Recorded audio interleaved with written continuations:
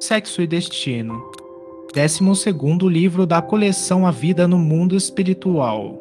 Ditado pelo espírito André Luiz e psicografado pelos médiuns brasileiros Francisco Cândido Xavier e Valdo Vieira em 1963. Segunda parte, capítulo 11. Na casa de saúde, Marina exigia cuidado, vigilância. Entre os bastidores da luta, empenhávamos-nos nisso, Moreira e nós, e, por fora, Cláudio e Salomão entrelaçavam energias, garantindo cooperação.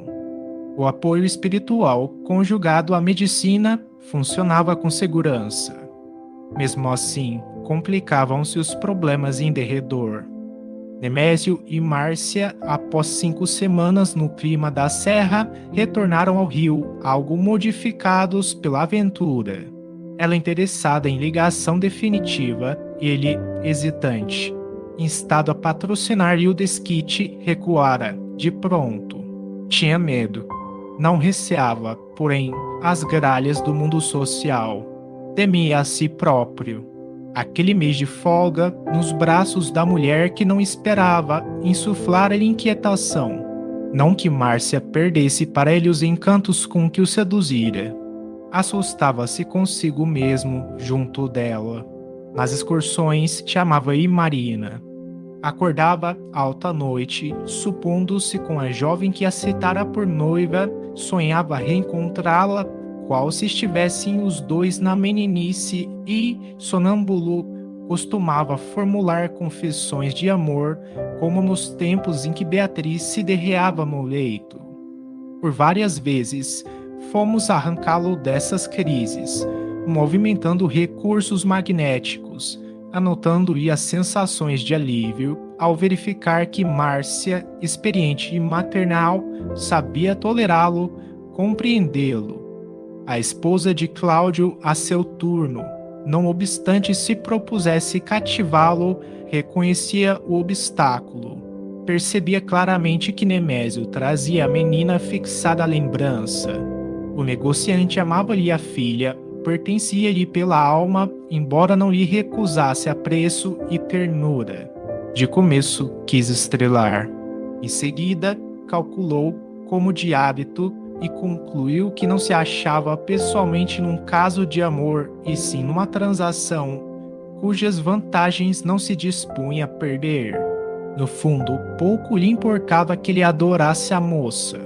Aspirava a prendê-lo, ganhar-lhe a fortuna e a confiança. Para isso, engenhava todos os modos de se fazer necessária. Ordens atendidas, refeições prediletas, gotas estimulantes na hora certa, chinelas à mão. Solicitado por ela optar pelo casamento em país que aprovasse o divórcio, Nemésio prometia satisfazê-la, entretanto, de volta ao Rio, preferiu mantê-la em casa de Selma, a companheira que residia na Lapa, mencionando Gilberto. Importante não se reunissem de vez, até que conseguisse a mudança. Organizava interesses comerciais em Cidade do Sul para removê-lo, que Márcia aguardasse e Márcia esperava, apesar de se acharem ambos em conjunção incessante. Passeios, jantares, diversões noitadas. Gilberto, no entanto, parecia a si mesmo desacoroçoado, abatido. Criança sem guia, navegante sem bússola. Sem o menor incentivo ao trabalho e sem âncoras de ideal que lhe governassem os sentimentos, esbanjava o dinheiro paterno, farra e uísque. Muita vez, embriagado, falava em suicídio, referindo-se a Marina, distante. Sentia-se derrotado, infeliz.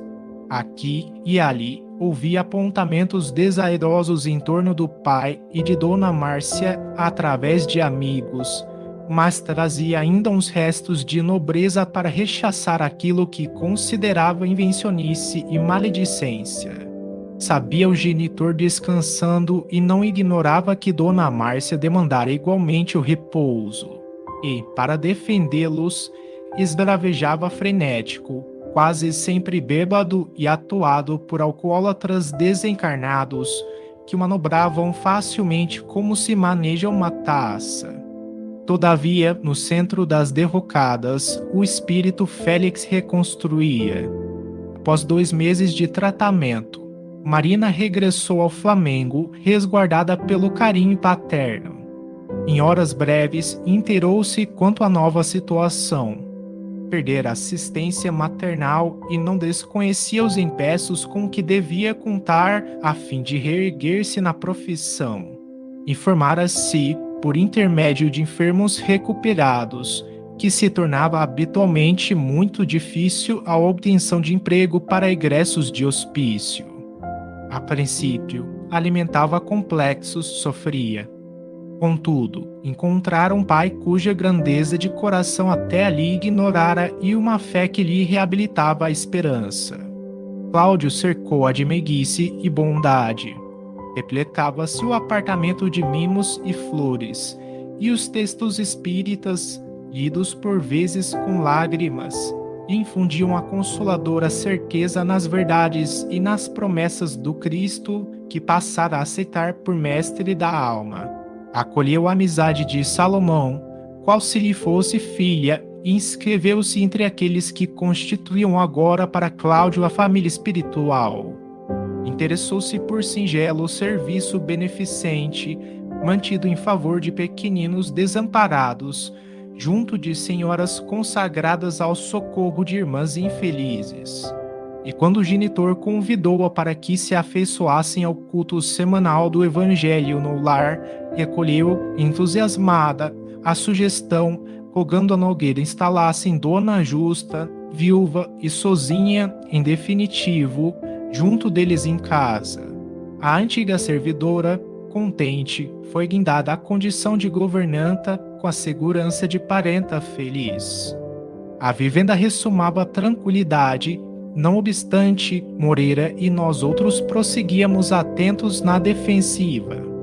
Conversações e leituras, tarefas e planos surgiam por flores auspiciosas que Félix, de quando em quando, vinha ver encantado, partilhando nos júbilos e orações.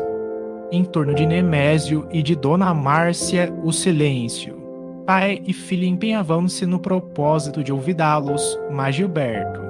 Amigos solicitavam para ele compaixão e socorro. O rapaz afundava-se, largado, abatido. Eleques correrias. Se Cláudio e Marina não pudessem protegê-lo, pelo menos lhe providenciassem a hospitalização. Como negar-lhe apoio? Cláudio notou que a filha ainda amava o rapaz enternecidamente, ardentemente, e decidiu-se a respeitar-lhe as decisões. Após entendimentos ponderosos, atendendo às indicações de Marina, o bancário escolheu a ocasião que lhe pareceu favorável e abraçou numa churrascaria do Leme. Partilharam um lanche rápido e Nogueira convidou-o para jantar no dia seguinte. Ele e a filha esperá-lo-iam em casa. Torres Filho sorriu e comprometeu-se. 6 meses haviam corrido sobre a transformação de Cláudio e maio, ao entardecer, abanava o rio com as brisas refrigerantes que desembocavam do mar. Gilberto compareceu no momento previsto. Tristonho sóbrio. De começo até a refeição, reportou-se a banalidades, sofrimentos, malogros. Confessava-se fracassado, deprimido. A pouco e pouco, no entanto, compenetrou-se de que se achava entre 2 corações que lhe aprumavam sentimentos e elevou o nível da palavra.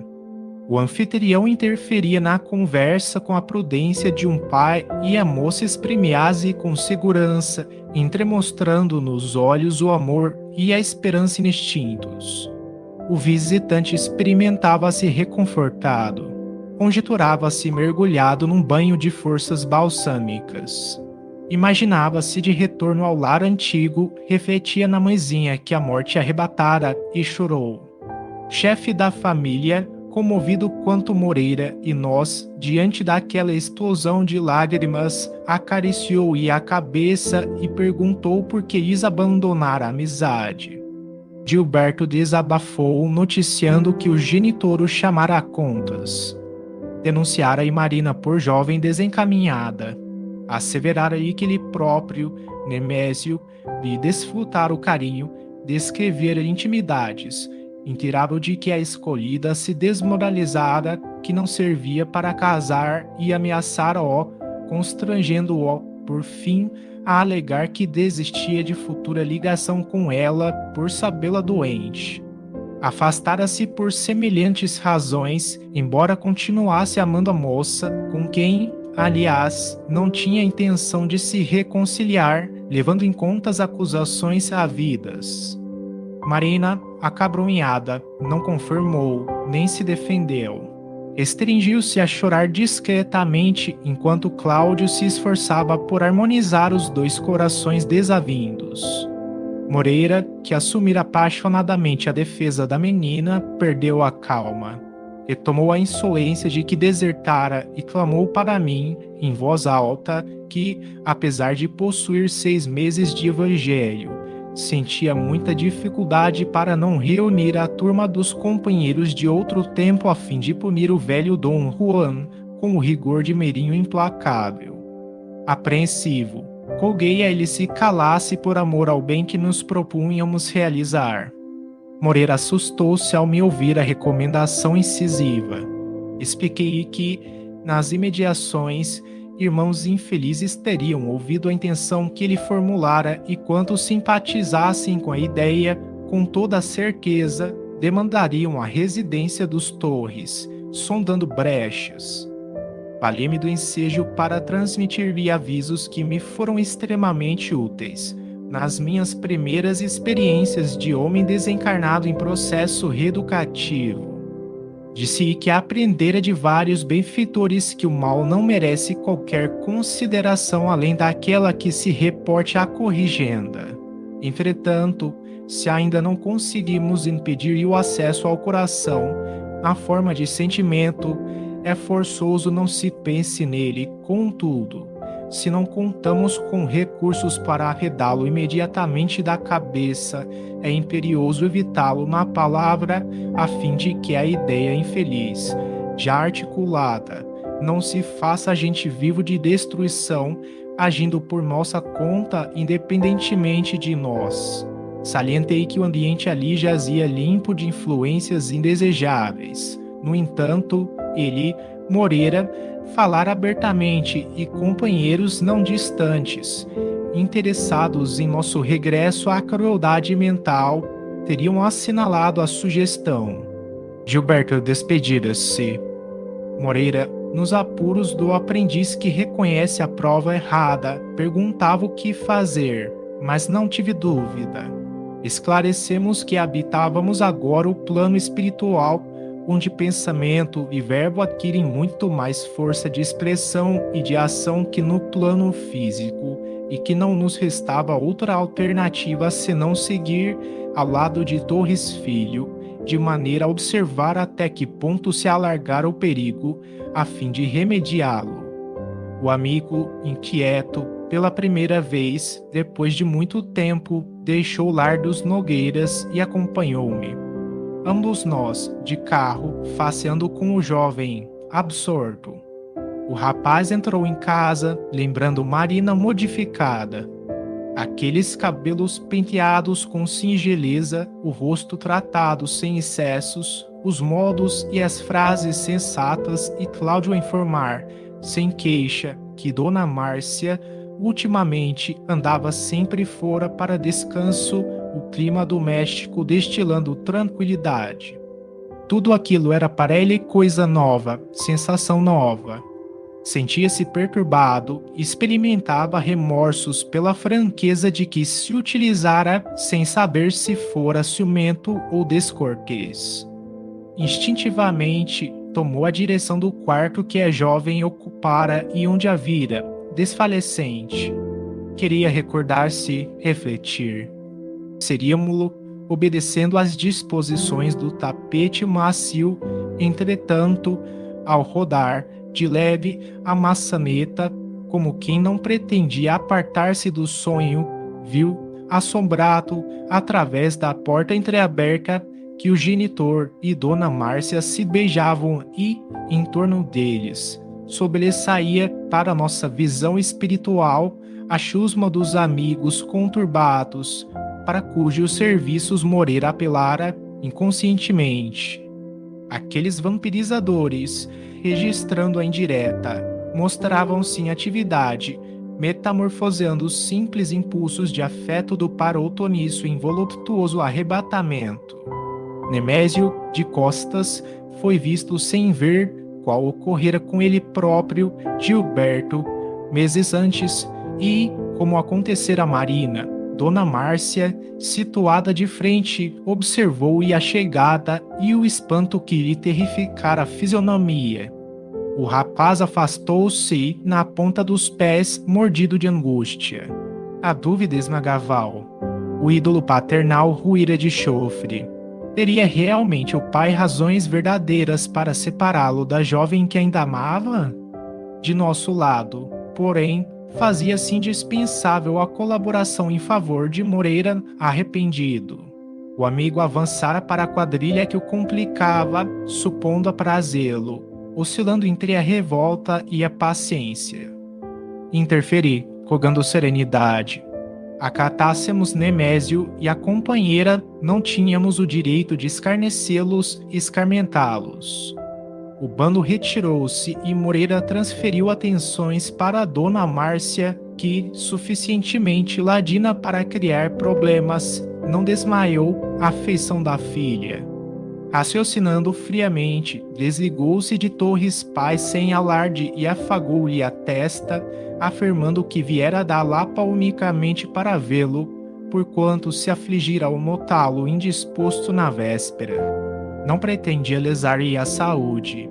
Auxiliou a deitar-se no leito próximo, de onde evidentemente o amigo se levantara a fim de recebê-la e, após dirigir-lhe conselhos afetuosos, afastou-se, pretextando a necessidade de se entender com empregadas. Fora, no corredor, perguntava a si própria de que maneira contornar a dificuldade. Conquanto impassível em se tratando de preservar interesses, ainda era mãe e pensava na filha. Seria justo azará-la, envenenando o ânimo de Gilberto? Nada a fazer por Marina, reaproximando-os? Não seria desmoralizar-se de todo, permitindo que o moço a interpretasse por mulher sem escrúpulos, já que talvez um dia viessem a ser madrasta e enteado? Moreira aproveitou aqueles minutos de reconsideração e enlaçou-a, respeitoso, pedindo-lhe piedade. Favorecesse Marina, apoiando Gilberto.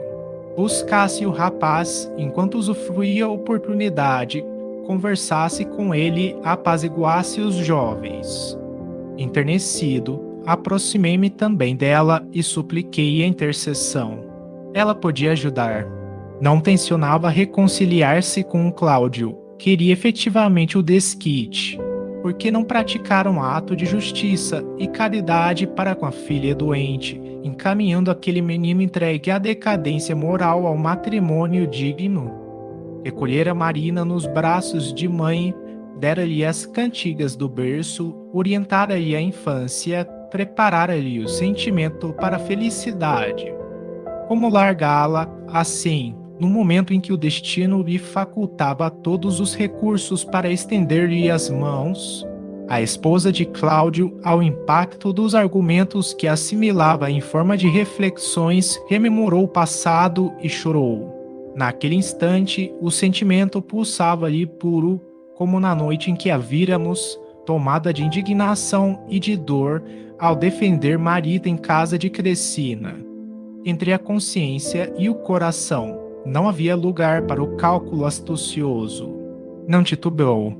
Dirigiu-se ao aposento de Gilberto e entrou com a sem cerimônia de mãe que assiste um filho, sentou-se à beira da cama em que o rapaz se abatera, amuado, e falou-lhe, lacrimosa. Principiou, rogando-lhe desculpas. Em seguida, pediu-lhe permissão para confessar-lhe que ela e Nemésio se amavam há tempos.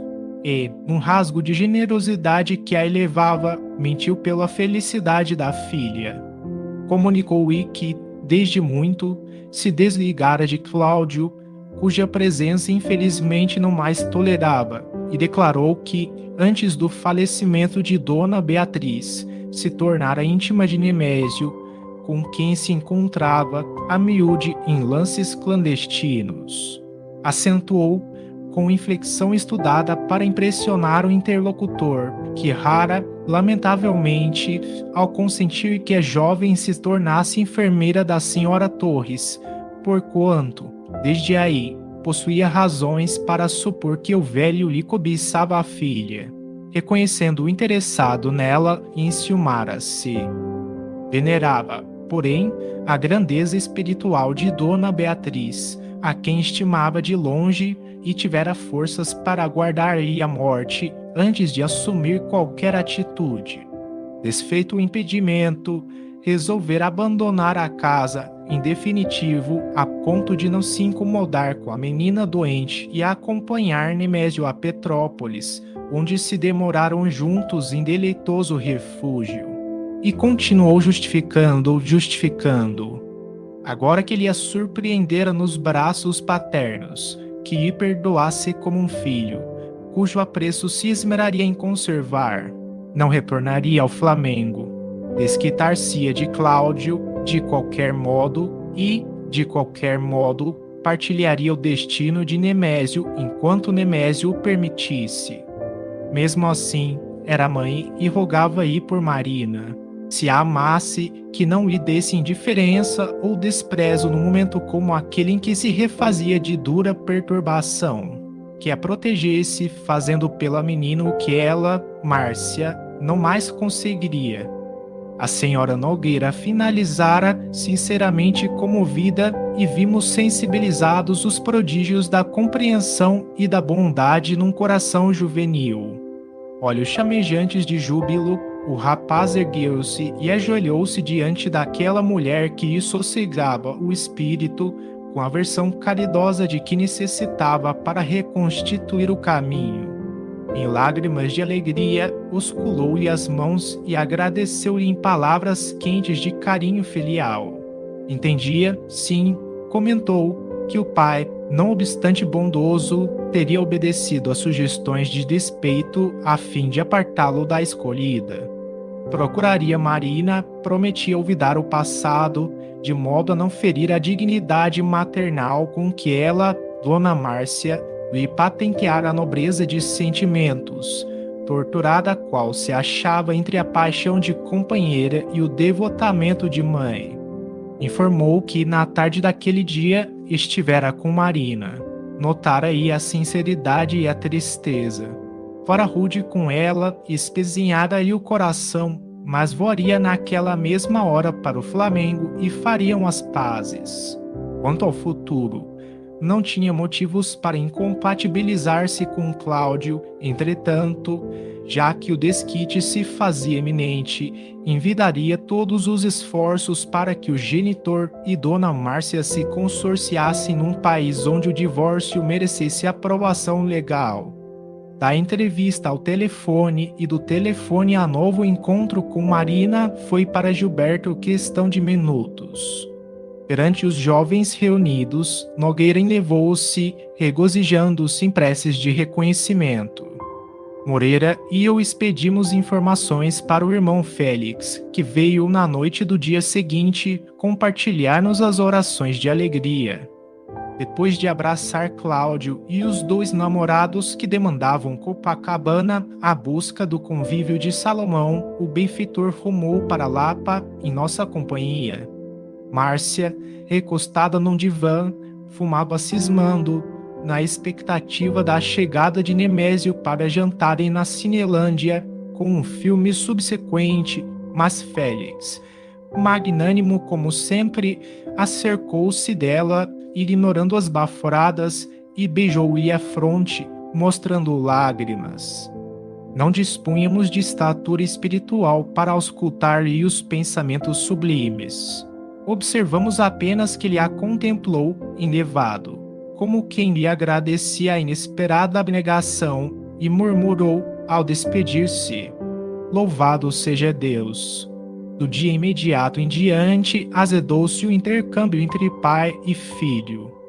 Nemésio, intrigado Gilberto, arrediu. E, decorridas algumas semanas, ao inteirar-se de que o rapaz e a menina Nogueira passeavam de relações reatadas, o negociante viajou para o sul em companhia de Márcia, no intuito de situar o filho junto de antigos camaradas de juventude, residentes em Porto Alegre. Por lá se deteve o par semanas e semanas, trazendo, na volta, expressivo programa de serviço e de estudo que Gilberto, convidado pelo genitor a entendimento, recusou cortês, desistindo das vantagens que lhe eram oferecidas. Presenciando-lhes o diálogo em ambiente fechado, consignamos a respeitosa ternura com que o jovem se dirigiu ao genitor, implorando-lhe auxílio. Tivesse a bondade de não transferi-lo, que o deixasse no rio. Rogava desculpas se o magoava, mas reconhecia-se em maioridade e aspirava ao casamento com Marina, de quem se reaproximara. Desde cedo, acostumara-se a trabalhar com o pai, a colaborar com ele na imobiliária. Aguardava-lhe, por isso, a proteção. Nemésio ouvia, ressentido, revoltado. Marina, reconquistada pelo filho, significava para ele bancarrota moral insuportável. Nunca amara tanto, quanto naquela hora em que se esvaiam as esperanças. Entrevia-se calcado, vencido. A pouco e pouco se desinteressara de Márcia, conquanto a conservasse. Marina significava-lhe mocidade, euforia, entusiasmo e improvisação. Justamente quando ruminava desígnios de recuperar-lhe o carinho, adiantava-se o filho, frustrando-lhe os projetos. Certificando-se de que Gilberto concluíra, vibrou o rude golpe na mesa com uma régua pesada e, enseguecido pela cólera que o envolvia por juba de fogo, esbravejou: "Nunca! Você nunca se casará com essa." E multiplicou pejorativos e desaforos que o moço aguentou, estonteado e ferido. Mesmo assim, depois da tirada de injúrias, retorquindo aos apelos e intimações de última instância, assegurou que saberia tolerar todas as consequências, mas não renunciaria ao compromisso que assumira consigo próprio. O genitor, possesso, entregou-se às vias de fato, esmurrando-lhe o rosto. Gilberto rodou nos calcanhares e tombou no piso, para reerguer-se e cair de novo sob pancadaria grossa, até que Nemésio, semelhando fera solta, infligiu-lhe tremendo chute, vociferando: "Fu, miserável! Fua! Suma daqui! Não me apareça mais!" Acompanhamos o menino atônito, que alcançou a via pública tentando estancar com o lenço um filete de sangue a escorrer-lhe num dos cantos da boca. Daí a 40 minutos, um ônibus despejava-nos no Flamengo. Os Nogueiras terminavam o almoço e, antes de rumar para o banco, Cláudio recolheu, junto da filha, o relatório doloroso. O trio machucado entendia perfeitamente a gravidade da situação. Nogueira, porém, ofereceu-se para ajudar. Diligenciaria obter para Gilberto um emprego no estabelecimento de crédito em que trabalhava. Considerava o dirigente por amigo. Solicitar-lhe os bons ofícios. Que o rapaz esquecesse os agravos e aceitasse em Nemésio um enfermo da alma. Gilberto rememorou os segredos de Dona Márcia, condoeu-se do interlocutor e entrou em lágrimas. Aquele homem, muito mais ofendido que ele mesmo pelo pai prepotente, aquele homem espoliado no coração, impetrava benevolência para o seu próprio verdugo.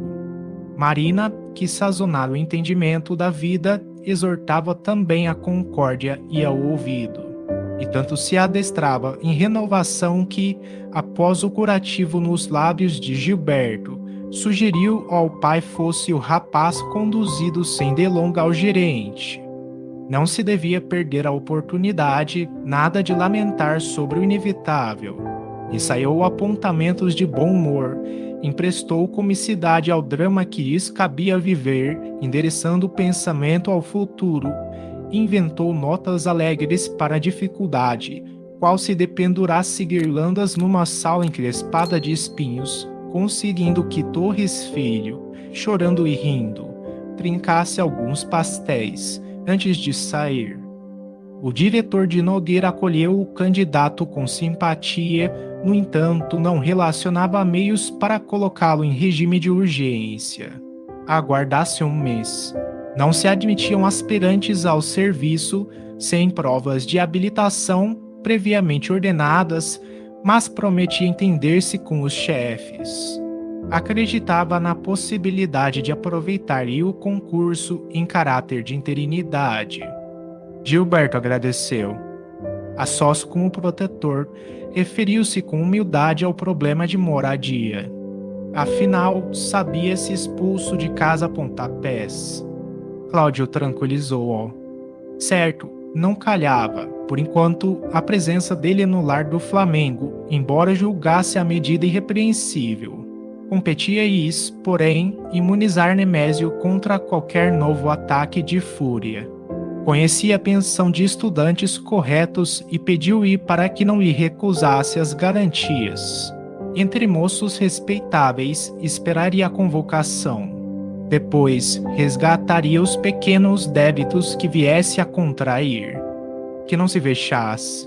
Acariciou a cabeça do jovem e salientou que se achavam na condição de pai e filho e que, em razão disso, o dinheiro entre ambos deveria ser gasto em condomínio.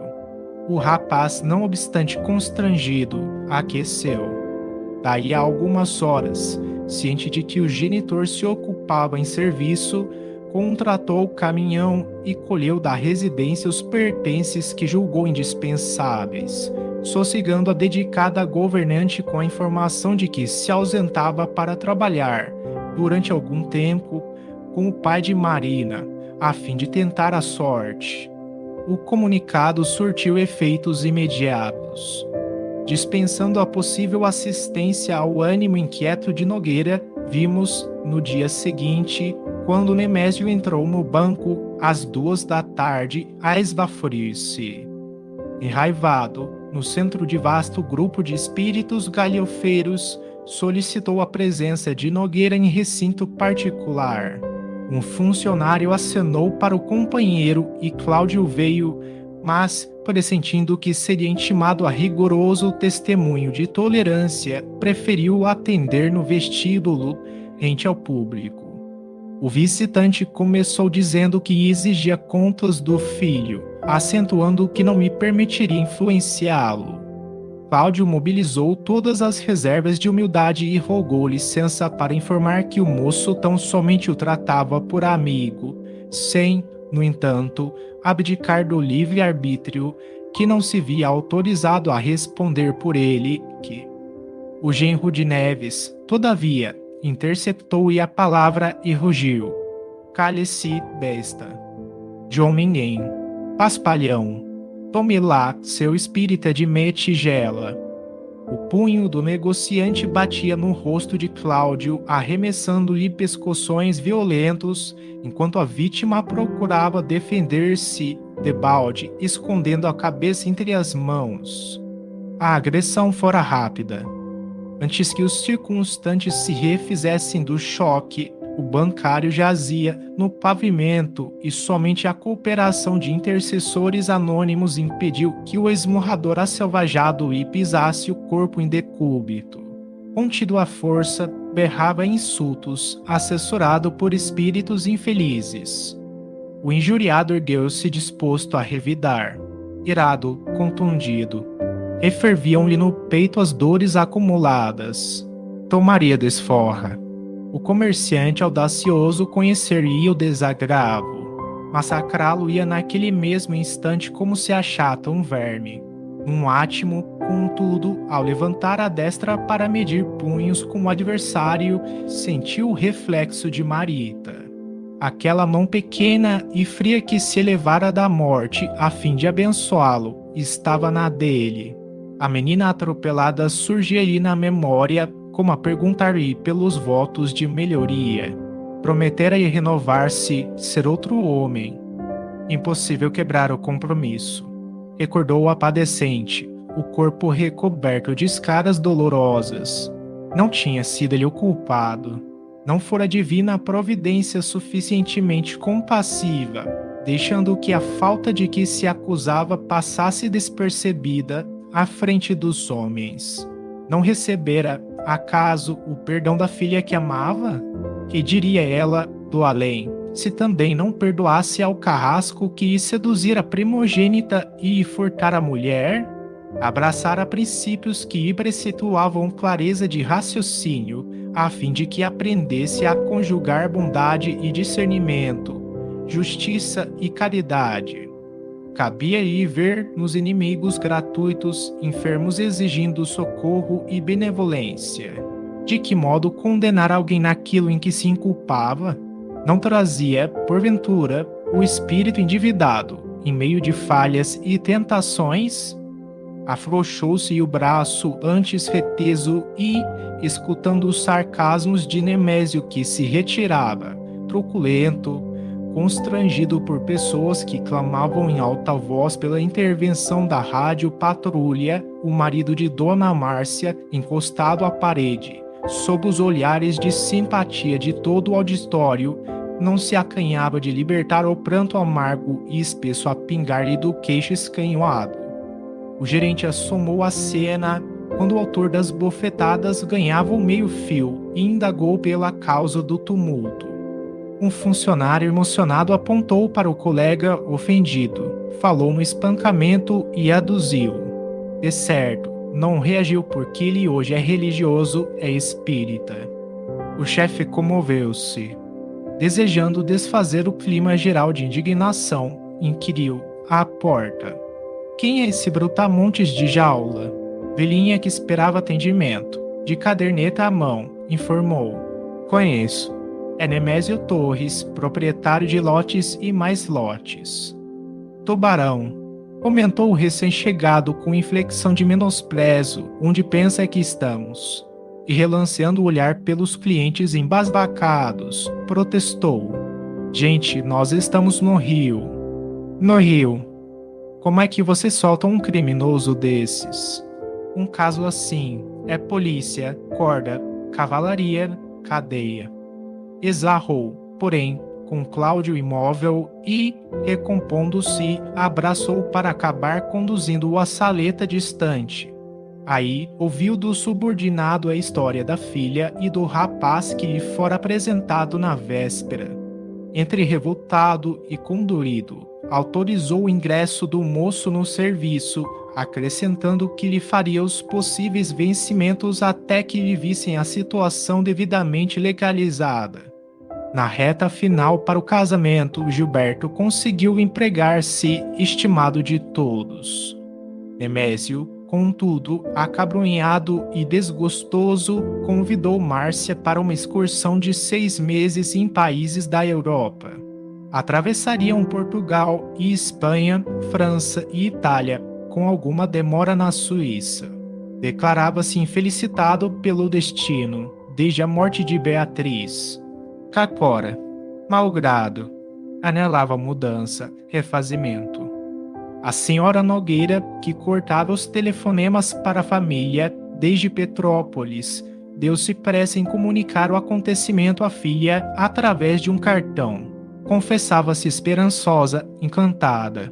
Seguiria juntamente daquele a quem não trepidava em designar por futuro esposo e prometia enviar notícias de cada cidade que visitassem. Marina recolheu a mensagem com discrição, sem que o pai e o noivo soubessem de semelhantes férias, a não ser indiretamente pela boca de amigos. A ausência do par crassou, para o trio, bendito parêntese, recheado de alegria e sossego, de ponta a ponta. O apartamento do Flamengo convertera-se em colmeia de paz e luz.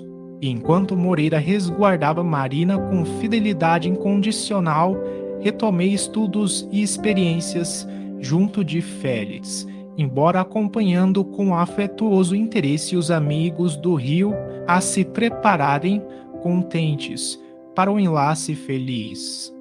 A união esponsalícia de Gilberto e Marina realizou-se precisamente no último dia do ano que se seguiu à desencarnação de Marita. Solenidade marcada por flores e orações, abraços e promessas. A aventura do novo casal atingiu-nos, igualmente, no Almas Irmãs, onde pequena equipe de companheiros se reuniu em prece pela segurança dos nubentes que se entregavam a novas responsabilidades e novas lutas. Destaquei, no entanto, com desagrado a ausência da filha de Abacélia. A própria Beatriz compartilhara os júbilos votivos, conquanto desconhecesse completamente o que sucedia com referência ao esposo. Félix, porém, ao registrar-me a estranheza quanto àquilo que eu imaginava como sendo preterição, elucidou que a menina, prestes a regressar para as lides terrenas, demandava cautelas especiais. E prosseguiu aclarando que obtivera permissão para que o processo regenerador do conjunto Nogueira Torres fosse remodelado. Marita não lograra desposar Gilberto, por influência da irmã. Contudo, voltaria a viver entre os dois, na condição de filha, para que a fração de tempo concedida ao grupo para a existência em comum do plano físico viesse a ser aproveitada nos recursos possíveis, sempre valiosos por mínimos que fossem. Indiscutivelmente, não se tratava de reencarnação organizada a rigor e nem compulsória por motivos judiciais. Medida, entretanto, de caráter premente que ela seria impelida a aceitar em favor de si mesma. Para esse fim, ela reveria o rio oportunamente junto de nós pela primeira vez, depois de quase 11 meses de internação em parque de repouso, onde viver apenas de saudade e recordação para efeito indutivo. Abraçaria tão só os que quisesse, atenderia exclusivamente à própria vontade, para que se lhe avantajasse o impulso de voltar. Compreendendo-se que Gilberto lhe constituiria o tema central das compensações emotivas, sublinhava Félix que todos os nossos cuidados, na ocasião, se concentrariam nele. Seria necessário que Marita o surpreendesse a sós, ignorando-lhe o matrimônio, porquanto os ressentimentos hauridos da convivência com a irmã ainda lhe doíam na memória quais chagas entreabertas. E, entendendo-se que ambas se reencontrariam mais tarde, por mãe e filha em conflito vibratório, visando ao expurgo dos erros e aversões recíprocas que carregavam de remoto passado, é de todo indispensável que a reencarnante dormisse para o renascimento físico, sob a impressão de euforia perfeita. Aceitando a lógica das explicações, fui avisado, dias transcorridos sobre a conversa, quanto à data escolhida para a excursão. No instante aprazado, participou-me Félix não só o envio de 2 companheiros, incumbidos da preparação de ambiente junto ao filho de Beatriz, como também cientificou-me de que se valia do ensejo em andamento, por sabê-lo em estudos, à noite, na intimidade de vários colegas, uma residência da glória, com vistas a concurso próximo para a efetivação no cargo que exercia no banco. Efetivamente, partimos com Marita, calculando o tempo necessário para encontrá-lo fora de casa, prevendo-se o término das tarefas noturnas para depois de 0 hora, segundo notificações recebidas. Cumpriu-se o programa com diminutas diferenças de horário. Estimulávamos os júbilos de Marita, que descia conosco sobre a Guanabara feérica. De longe, os contrastes de luz entre o Morro do Leme e o Casario da Urca. Mais além, a praia de Botafogo. Mais alguns instantes, a Avenida Beira-Mar, diante de nós. Tocando o chão do Flamengo, a moça multiplicava interjeições de alegria, revendo a cidade que lhe senhoreava a ternura. Parados diante das águas remansosas, assimilando energias nutrientes da natureza, fomos inteirados pelos batedores amigos de que Gilberto descera de carro particular em esquina adjacente. Sem delonga, conduzimos a jovem ao ponto indicado e, ao identificá-lo, embriagada de ventura, chamou, ansiosa: Gilberto, Gilberto. O interpelado não me registrou a voz com os tímpanos carnais. No entanto, assinalou-lhe a presença em forma de lembrança.